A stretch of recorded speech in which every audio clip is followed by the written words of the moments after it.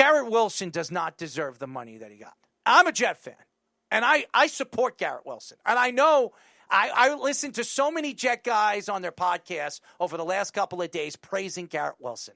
Here's my praise.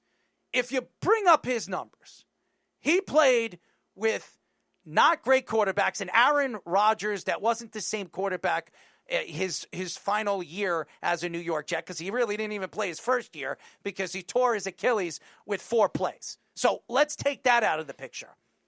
He made one unbelievable grab last year that is probably going to be defined. I don't know if it's up for an award, but it's probably is it up for awards? I would imagine it has to be. Is it or is it not? Don't say you're imagining it. Yeah, you got to look. Is it up for an award or not? No. So the fact here is Garrett Wilson made one play that really stood out to me. Throughout the season, he was bitching and moaning that Aaron Rodgers was not throwing the ball. When they brought Davante Adams in, he saw more catches because they were trying to double team. There was a catch, double team Davante Adams over Garrett Wilson. Garrett Wilson made so many drops. I remember in the Pittsburgh Steelers game, how many bobbles did he have? It was a big problem. Against Kansas City, the bobbles that he had.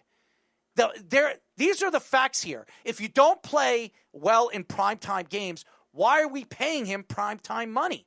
He's the 5th highest paid wide receiver. Does he really deserve that? Did he deserve that extension? I would have rather seen him this year with Justin Fields. He is going to be his go-to guy. Justin Fields played with him in Ohio State.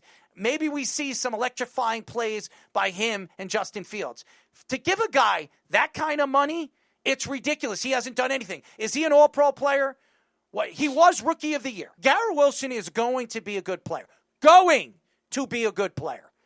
But as a Jet fan, when you're betting and putting all your eggs in that basket and it fails, the Jets are going to be looked at an organization, once again, that's incompetent. They brought in a new GM. They brought in a new coach. And I love what they're doing when it comes to Aaron Glenn. I think Aaron Glenn has the team's ears. I think he has the players' ex-players' ears.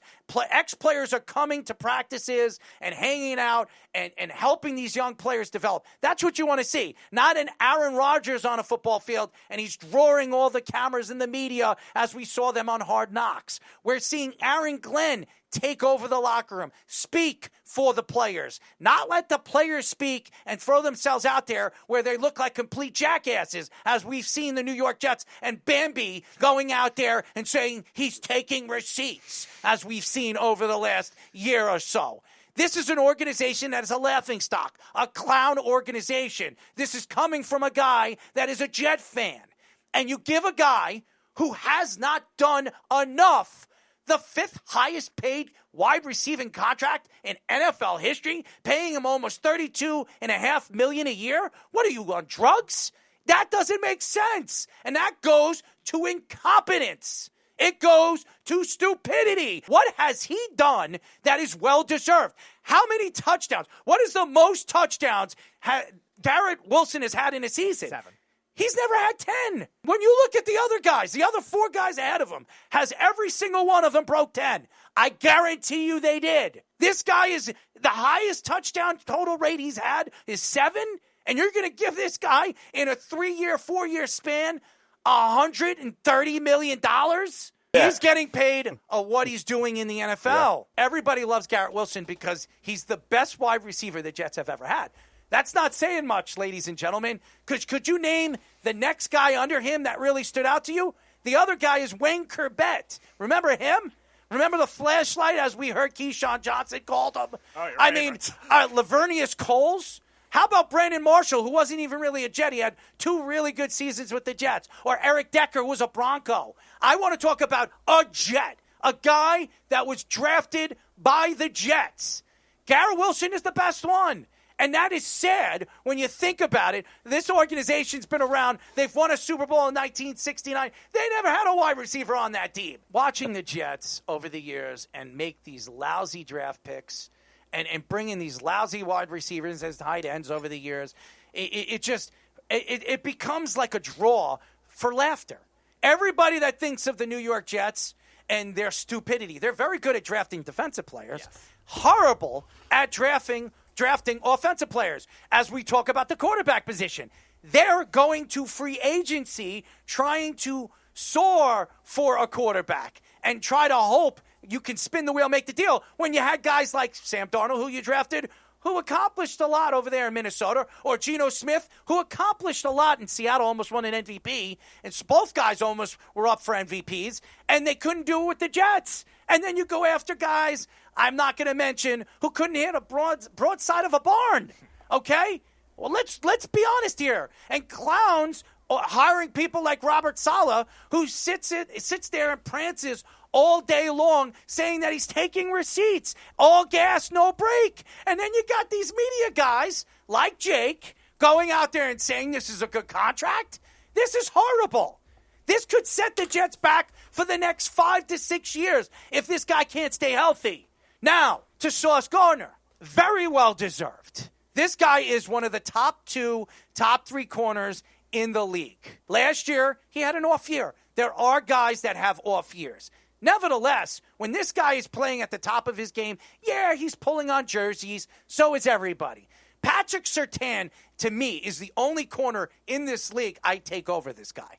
This guy is a stretch, 6'3", long, defensive talent that is only going to get better. He's 21, 22 years old, still growing into his body. He's a man trying to become a man's man, okay? That's the facts. This guy is doing things we've not seen a corner do this with the New York Jets since Darrelle Revis, and probably the only Jet to do that at the corner position is Darrelle Revis. Is he Darrelle Revis? No. Is anybody going to be Darrelle Revis? No. He's a mixture of, I would say, Cromartie and Revis. Long like Cromartie, but can go out there and go and get the ball like Revis. Nobody would throw to Revis. People are starting last year to throw to him because it looked like he didn't want to play. It looked like he wasn't happy with the coaching staff. He didn't like the scheme. I will tell you this right now. Aaron Glenn, it was a successful corner with the New York Jets. One of the better corners that people forget. When you talk about Darrelle Revis, the only guy that really stands out to me that was a born Jet, a guy that was drafted by the Jets and was something at the corner position, was Aaron Glenn. Aaron Glenn is a 4-time Pro Bowl player. Aaron Glenn, at one point in the league, was a top 3 corner in the league. Very well respected. Everybody, you ask anybody that's played in this league, what type of player they tried to mimic, including Darrelle Revis, when he was trying to get into the league. Aaron Glenn was one of those guys. Small, fast, and had an ability to push you around on the football field no matter how small he was. Sauce Gardner is a soft player. I'm just telling you, I'm a Jet fan. He's a soft player. When you get into Sauce's head, it starts to get him to play offset and off the ball. Sauce has got to get tougher. And having guys like Aaron Glenn come to this team who's a Jet, a real legitimate Jet, that's going to go over there and tell him, listen, this is not Jet football. Because I listen to Robert Saleh, I listen to Rex Ryan, I've listened to Todd Bowles. This is how a Jet plays. How the hell do you know how a Jet plays? You were never a Jet. Todd Bowles was never a Jet. He was a commander. Rex Ryan never played football. Robert Saleh never played football except a tight end over there in college. Those guys never played. This guy actually played football. He was a great player. I think Sauce Gardner is going to be even better a player. So to get him at this deal, 120, this guy is going to be one of the top 3 corners in the league for the next 7 to 8 years. To get him at this price for the next 4, a steal. An absolute steal because of what he can do on the field. He can completely clog one side of the field every single time. And those are the guys you got to pay. What are the 4 most important positions in football? Number 1, quarterback. Number 2, left tackle. Number 3, pass rusher. Number 4,